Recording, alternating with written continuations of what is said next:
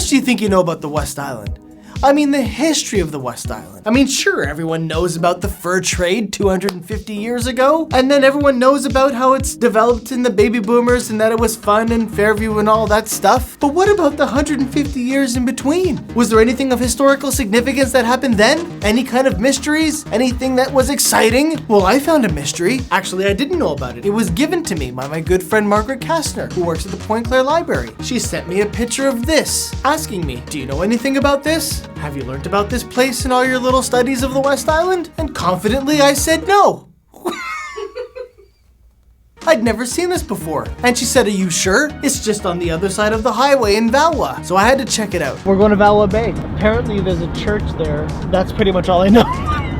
Now at first, the image didn't intrigue me because there was only one picture that existed of it, and it was in color, so I didn't even know if this thing really had a lot of historical significance. But being the optimist that I am, I had assumed that there had to be a bigger story here, and if that's the case, then it deserves a better representation than this one colored modern picture. And that's when I decided to call Michael. So Michael is actually an artist. He's a painter. He makes paintings. He had posted some pictures of paintings that he had done of Valois, the train station, the bowling alley, and I'm thinking, who paints Valois? Michael paints Valois. So he was perfect, and eagerly, he accepted my invitation. And off we went to visit this building. Yeah, we can't find a way in. Essentially. That's what she said. Yeah, so that's the wall in here. So yeah, I think maybe there's an entrance there. Seeing the building for the first time with my own eyes, it makes you feel different than just the picture. Going inside, we noticed that the pews were still there. Dearly beloved. Someone had used this church for services at some point in time, and Michael was equally as inspired. So he went off to start his painting, and I went off to do the research.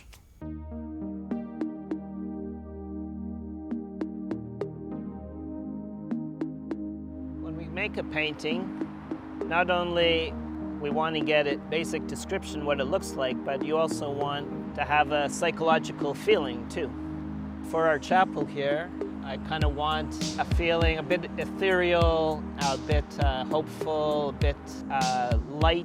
Back in the early 20th century, most of Point Claire was farmland. And when I say most, I mean everything with the exception of Point Claire Village. One of those plots of lands near Valois Bay was owned by the Morin family. It was a plot of land that stretched from the Montreal to St. Anne's Boulevard, which is now Lakeshore Road, all the way up to the train tracks. Mr. Edmund Morin was a poultry farmer, and he lived there with his wife and 11 children. And he would sell his chickens at Marché Bon Secours, the very Marché Bon Secours that is there today. Older structures have so much more depth to them. A lot of people don't realize how much craft are in those buildings. So we're lucky to live in a place like Montreal and Valois that has still remaining these beautiful old buildings, and they have history to them. So how does the chapel fit into all this? Well, in 1918, there was a pandemic. It was the Spanish flu. And of course, Mr. Morin was nervous that his 11 children and his wife would succumb to the same fate as 50,000 other Canadians who died from the Spanish flu. So as it says in an article here from 1963,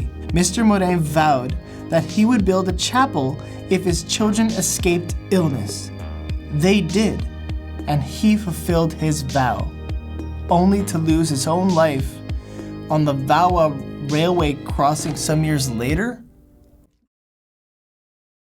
Oh my God. I started doing the Valois pictures when the pandemic hit, and that's when I started walking around Valois and painting old homes and buildings. There's nothing hiding. Is this being filmed? Okay. So while some photos may spark emotions, there's something about a painting that leaves kind of an empty space. There's a little more charm to it. So in conclusion, who was Mr. Morin? He was a farmer. He was a guy who owned a farm. He was a guy who owned a farm, who survived the pandemic, who built a chapel in honor of all his family surviving. Is it a big piece of West Island history? No, but these are the pieces of history that make up the West Island. And when I think of this church, I think about hope, that it will get better. That 2020 was a piece of